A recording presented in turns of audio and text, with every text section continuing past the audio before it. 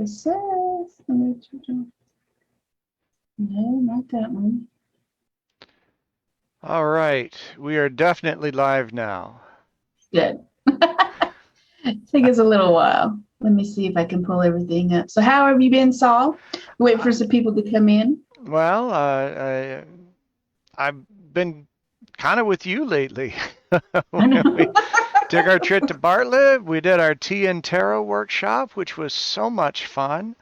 Wasn't that great? That Yeah. was that was really wonderful. We had a good collection of folk, and I have gotten good feedback from people about what they got from the event. So I'm Right. looking forward to doing another one of those. I think we definitely should. Oh, yeah. That's what I was thinking. And we need to talk about that and how to actually put that in our usual rotation because I think it was super, super. We got a comment. Let me share up. It was really interesting. And I think that we got a lot of feedback that it was something everybody wanted to do again. And Absolutely. the food was great. The service was great. So, yeah, we had a good time. And it went by so fast. I was It like, oh did. my gosh, we got 10 minutes. It did. Where'd the time go? So, yeah, definitely going to be on repeat again. Let's see, Victoria. Hello, Victoria. Yep, she says sounds right up her alley, but alas, I'll be attending work. This will be recorded for later playback. Yes, it will be recorded and uploaded again. So if you are joining us live, please let us know where you are tuning in from. And let us know. We're going to talk about some different things today about whether it is magic.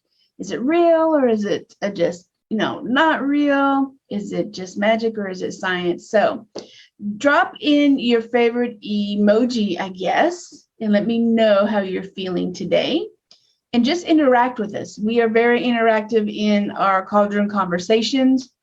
And we just want to answer all of your questions and really have a conversation. So if you have any questions or if you have any topics that you want us to cover during our Cauldron conversations, drop them in the comments below, and we will be glad to answer all of your questions, concerns, issues, going down the rabbit hole thoughts, whatever it is, we will be here for you. So, all right. So, do you want to say hello and do some introductions, or you think you're good? Well, I'm Saul Ravencraft, executive occultist. I'm not one of those weirdo occultists. I'm flying Ah, first class, darn, raising the bar, right? Uh, darn. and trying to make these things available to everybody. I think we're way past the time that the metaphysical and the paranormal need to be hidden away Correct. to the secret keepers. I think that it's a community now, much more than it ever has been in the past, and we're at a point where it's time to get everybody on board. Everybody should be working magic. Everyone should be connecting with spirit. Everyone should be calling upon divination and having this available to them. Correct. Exactly. Yeah, I think, especially with what's been going on and the pandemic and everything, people have now that trying to come at the other side of that and we're starting to gather. I think people now are ready to face the deep questions of what's out there, right? There's got to be more than what I've been told. A lot of people are going to having to do a lot of healings. A lot of people have time to dive deeper into the occult part of their practice, and a lot of them are asking, magic, or is it science behind the magic? So, what are Well, your thoughts on that? Well, I think we're going through a number of paradigm shifts. Paradigm shifts are when the universe changes, when your perspective changes, when your understanding changes. And we've had a number of shifts that have gone on. back in Shakespeare's day, there's a wonderful quote from Macbeth where they're looking at the ghost of his father, and Hamlet says, "There are more things in heaven and earth, Horatio, that are dreamt of in your philosophy," and he is Correct. specifically talking about science at that time, or the emerging science, what they called natural philosophy, which was all Mhm. blended in with concepts of magic and what we might even call superstition today. Mhm. And right now we're dealing with a time where science, the practice of science, the application of science has really done us a lot of good. I mean, what we're doing right now, this is Mhm. science in action. Yeah. This is an amazing result of all of this technology and all of this research and all of this capability put into our grubby little hands so Mhm. that we can have our witchy chit chats like this.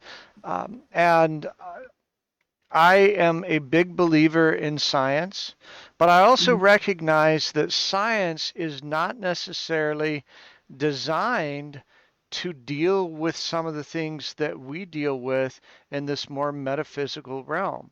It Right. is designed to record information, to analyze information, but when you deal with the kinds of things that we're talking about and the paranormal and witchcraft, spirit connection, and all of that, Mhm. those are things that aren't necessarily well connected to an instrument.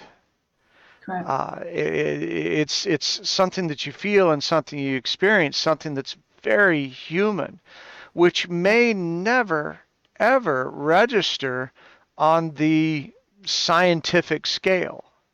Mhm. But that doesn't Oh, mean that's it's not real.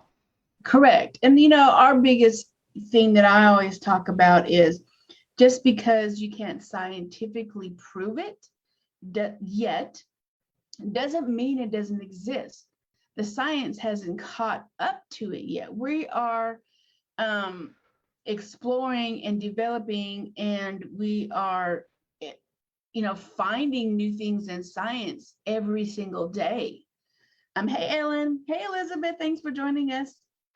So we are, science, I think, is just trying to catch up with, magic and what we do and energy work and spirit communication. And, one of the comments and questions that we got with this is that is it science or is it magic?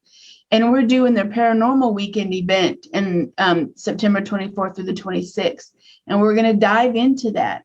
And Saul and I have done a lot of paranormal investigations where you do have meters and you do have energy shifts that can be measured by instruments that scientific or scientists use, right? So there is science behind paranormal investigations into spirit communications, but it's a little bit difficult to actually measure that and put that on paper. Do you feel that that's the same for you, Saul? Well, it is, and I think one of the challenges is that many of the people that engage in scientific investigations of the paranormal have no scientific background and no scientific training. And so the evidence they come up with is not useful from a scientific perspective. Okay. One of the people that I got to know a little bit is a man named David Roundtree. I met him through a metaphysical event that I was involved with uh, uh, many years ago, and he is someone who is working toward a doctorate in physics, and he said that one of the problems is that when scientists collect data, they correlation is very important. Okay, you got a bump on the barometric pressure and your EMF meter went off and you got some kind of an Orbi thing and a temperature change. But really the only thing you've got is voices reporting this on a recorder. Mhm. Yeah. And he used a system that took a number of sensors and connected them to the USB port of a computer with a time code.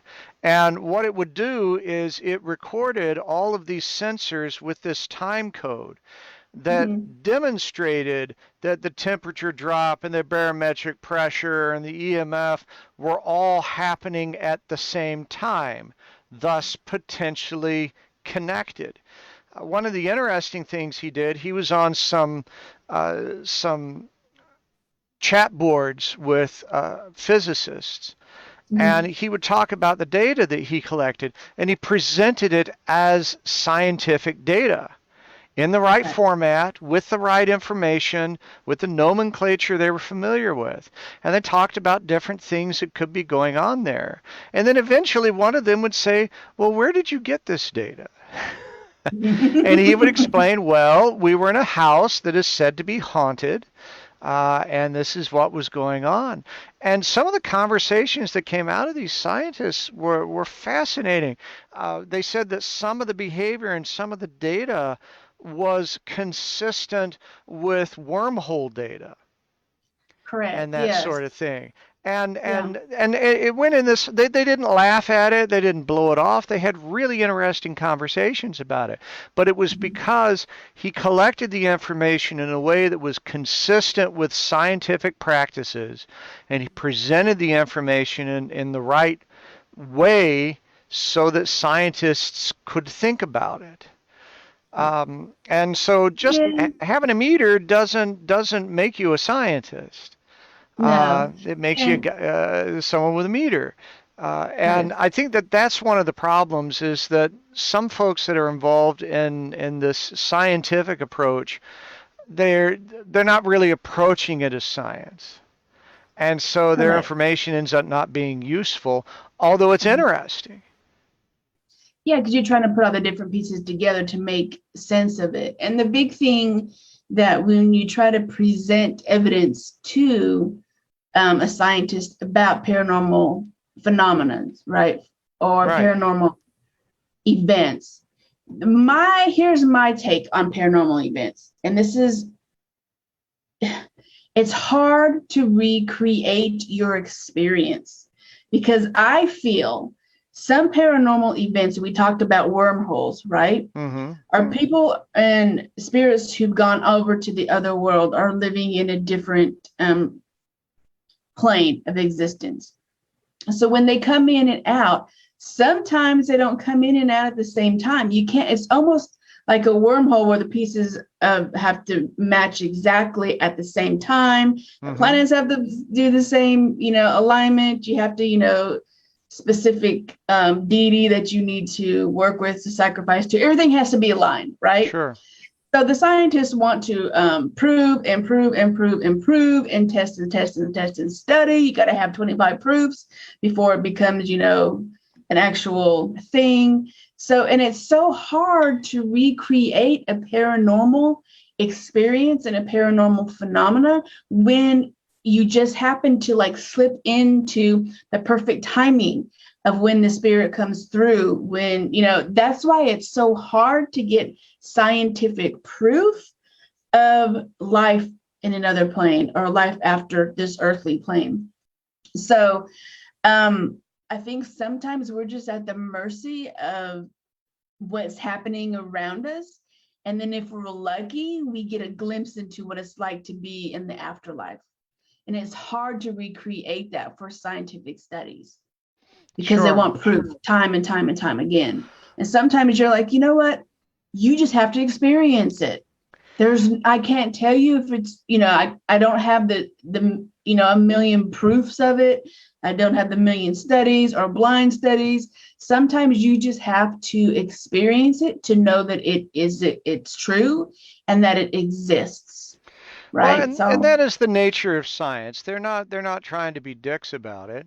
no, That's what that's not it. science is about. It's about collecting data. It's about being able to analyze and recreate, and to hone it down to something that is understandable and consistent.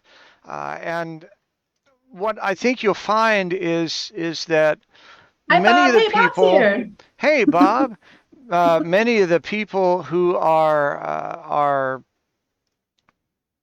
involved with the paranormal are more looking for experience than that definability. Correct. And I think that that's one of the things that you have to make a decision about as you Mhm. engage in spirit connection is is your goal scientific proof? And if it is, there's a set of protocols that you need to follow. Mhm. And in some cases, what you're trying to capture may not be measurable by the Right. tools that we have available. Correct. And so Mhm. you need to understand what the rules are and how to record and present that data in a scientific nomenclature. But if your goal is to have the experience and open up, and I think that spirit connection is a deeply human thing. Yes. I think that Yes. in many ways it transcends a lot of the things that our modern measurement systems can capture. And it goes straight to the mind, straight to the heart. It connects with us on a completely different level that Mhm. science doesn't really have words for yet. And No, if that's definitely. what you're looking for, it's completely okay to look for that experience without having to prove anything. Yeah. And I mean, when, as witches, when we keep a book of shadows with our spells in it, and we keep a journey, I mean, a journal or write down what we did for our spell, and we write down all the ingredients, the moon phases, what we did, where we stood, the Hmm. outcome, that kind of is our scientific proof of what we did and how we can recreate that. So it's almost like, doing your magic and doing your rituals and the outcomes of it. Did it work? Did it not work? How can we tweak that? What else do we need to do to bring this, into fruition to make the outcome the way we want it to be? So we kind of use some of that scientific proof when you're doing spell work and you're recording it for yourself, and for the most possible outcome, right? But it's a little bit different than using it as scientific, proof that something exists. It's more like tweaking it for, our good, to make sure that, man, we screwed up. What else can we do to fix this, right? To Yeah, do the outcome. yeah. What herbs did I not use? What, invocations didn't I use? What can I do better? So it's kind of trial and error. Well, and so for me, there are terms that I use a little differently from some people. I'm no longer a big fan of the term ghost hunting or ghost investigation Mhm. because those imply certain things that I'm really not trying to accomplish. Correct. I love the term ghost exploration.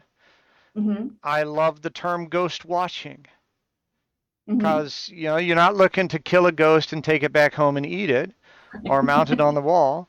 Hmm. You are wanting to observe its behavior in its habitat just like you would with a pair of binoculars out in the woods watching birds. It's about Uh, interaction, right? well, sometimes it's just about observation. I mean, it depends on where you are and what you're doing. Sometimes you just need to get some register that, oh yeah, there is something going on here. And you may not be ready to reach out to it, just to capture what you can about what's going on. Um, Record keeper. yeah, which is much more what bird watching is. There's no Mhm. attempt to communicate with the bird. In fact, it's better if the bird doesn't know you're there. But Right. you are capturing that you have observed the bird in this place and what you can about its behavior. Mhm. Yeah, and we're going to teach you guys on the paranormal weekend that's coming up. about how to actually be your own paranormal tool, right? Be your own You are tool. a tool. You're a tool. Yeah. Own it. And try to get away from all of the big expensive equipment and use yourself and use your witchy tools like pendulums and oracle cards, tarot decks, energy work, your energy shifts, as far as experiencing the paranormal, the spirit communication, and just not looking at all the freaking graphs and data and electronics, because you are missing out completely of your experience of paranormal investigations. Because what you're doing is your face is in your phone, your face is looking at the equipment, you are relying on that equipment to give you data, and you are going to completely miss the shift in energy, or you're going to completely miss some orb going by, or the shift in energy, or how your body reacts.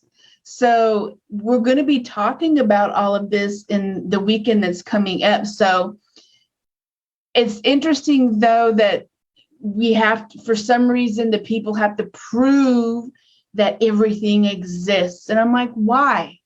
Why do you have to prove everything exists? Why can't you just enjoy the ride for what it is? Well, I think that's our culture right now. Our culture demands certain kinds of evidence and proofs, and we're seeing right now culturally how people have in their heads idea of proof that isn't necessarily court of law or scientific knowledge kind of proof. Yeah. They're getting some of these things confused. And I think what you and I are saying is you can just let go of all of that completely. It doesn't Mhm. matter whether or not you can prove to your spouse or your coworkers or your friends that you had a ghostly encounter. Right. Having that ghostly encounter yourself and having that experience yourself Mhm. is going to be something that will never be taken away from you. Mhm. And it will bring you into another level of understanding when you talk Mhm. to someone and they go, "Oh, let me tell you what happened to me." Yeah. Personal experience. You can't take that away from anybody. Just because if someone doesn't believe in what another person experienced, don't let them lessen that experience for you. And it doesn't mean it never happened, right? You have to acknowledge that. You have to share it. You have to at least be open to acknowledging that person's experience, Right. right? So I think it's pretty fair to say that people that consider themselves professional scientists would not be impressed by what we're doing and the way that we're doing, but it's not for them. It's really not for them. No, Although it would be interesting to see what they would experience if they partook. Um, correct. but Or I, if they had their own paranormal experience where they couldn't explain it away, yeah, right? yeah. Yeah. But for what we're doing in Bartlett for the Paranormal Weekend, and you can see the information right here about that. You go to paranormalseance.com and you can Mhm. find that. But the whole purpose here is really to just get you into the environment, let you be absorbed in it, and connected with other people that are seekers like you, so that you can have what experiences you can. And then Right. later, if you want to go with your barrage of sensors and your time code system and try to turn that into something scientific, maybe take a physicist with you while you do it. That's great. But here we're letting go of a lot of that, and we're just going to allow ourselves to be absorbed in the experience. And that, I think, is what's going to make all the difference in the world. Be present in the now and what's going on around you, and be aware, and just put all your guards down. Be open to the existence of anything, right? Yeah. And the possibilities. And I don't think as far as I know, and as far as research I've done, I don't think anybody has ever put a weekend together like we're putting together. It's certainly not common. No, because a lot of the paranormal investigations are about equipment, are about, let's walk up and down here, let's do maybe one or little, 10-minute sessions, and this is what this means. And then you kind of do a little round table or something if they even do that, and then you're, gone. But people don't have the money right now to invest in all this crazy expensive paranormal investigation tools. So we're bringing people together that are like-minded to create that camaraderie with people who want to investigate paranormal investigations, when we're doing seances, who want to learn how to use their magical tools that they already have or use themselves as a conduit of paranormal phenomenon and experiences. And it's about bringing like-minded group together where you guys can actually talk and make friends and talk about the experiences and get confirmation. And so I've done it, I've researched it, I've done it, and I don't think anybody is bringing this together the way that we are bringing it together, especially not the accommodations. I have been on many ghost investigations, and I have never once actually part of the investigation ticket is where you stayed at a haunted accommodation. That's never happened. I have never done it. Well, and the other thing that I think is important to bear in mind is this is not about going into a spooky stuff with the ghost stories and No, scaring yourself.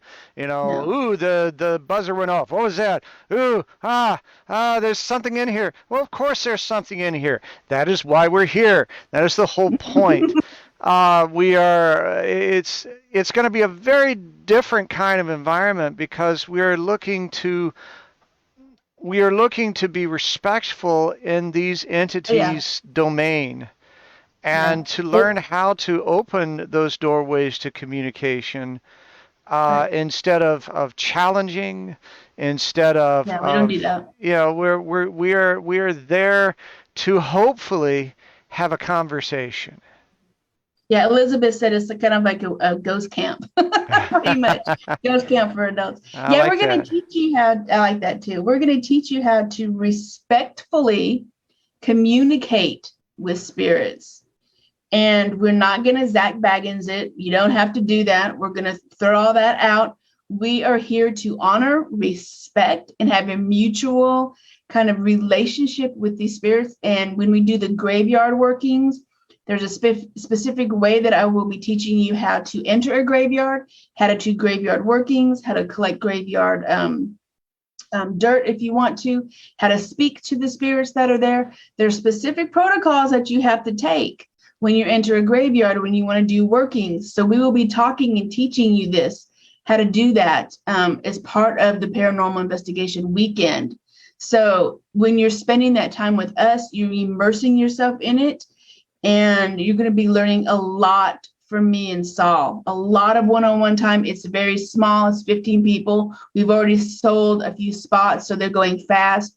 We are promoting this to the masses, so they're good. Tickets are probably going to be sold out probably in the next few weeks. I would say at least by September for sure. Yeah. And the 1st of September. And so you get to actually say, hey, Saul, come sit with me for a second. I have a question about what I saw or how I feel. What does that mean?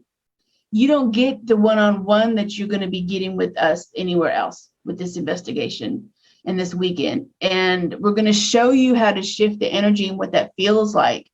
And, what kind of questions you need to ask the spirits, how to do spirit communication.